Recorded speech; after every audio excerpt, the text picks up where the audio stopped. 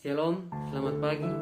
Perkenalkan, nama saya Patrick Andreas Maro dari kelas 1 TPJJC. Pada kesempatan kali ini saya akan menyampaikan materi tentang politik.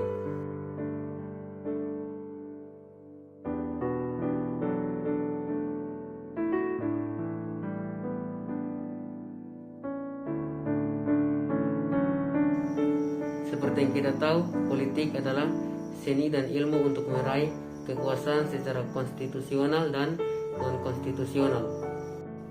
Menurut pandangan Alkitab, politik adalah suatu upaya dan proses sadar untuk memahami dan memaknai realitas politik dari cara pandang dan pola pikir Alkitab.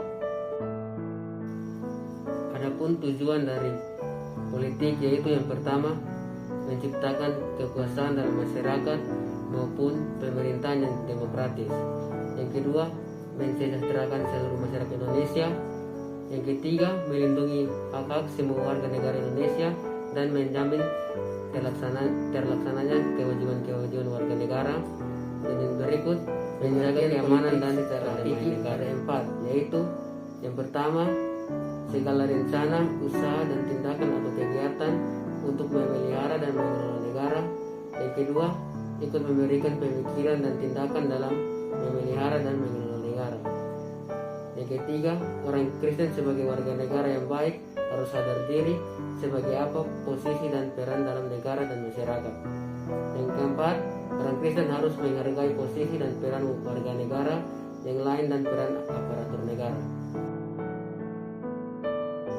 Konsep Alkitab tentang politik bisa kita lihat di dalam Markus 10 ayat 42 sampai 45. Tetapi Yesus memanggil mereka lalu berkata, "Kamu tahu bahwa mereka yang disebut pemerintahan bangsa-bangsa memerintah rakyatnya dengan tangan besi, dan pembesar-pembesarnya menjalankan kuasanya dengan keras atas mereka. Tidaklah demikian di antara kamu. Barang siapa ingin menjadi besar di antara kamu, hendaklah ia menjadi pelayanmu. Dan barang siapa ingin menjadi yang terkemuka di antara kamu, hendaklah ia menjadi hamba untuk semuanya. Karena Anak Manusia juga datang bukan untuk dilayani, melainkan untuk melayani dan untuk memberikan nyawanya menjadi tebusan bagi banyak orang." Orang Kristen tidak anti pemerintahan politik. Dalam Roma 13 ayat 1 mengatakan, tiap-tiap orang harus takluk kepada pemerintah yang di atasnya, sebab tidak ada pemerintah yang tidak berasal dari Allah, dan pemerintah yang ada ditetapkan oleh Allah.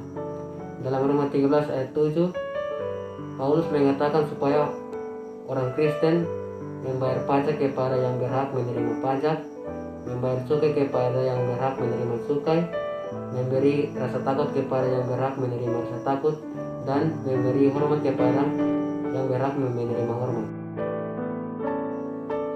Adapun beberapa bentuk partisipasi orang Kristen yaitu menjadi garam dan terang dunia politik.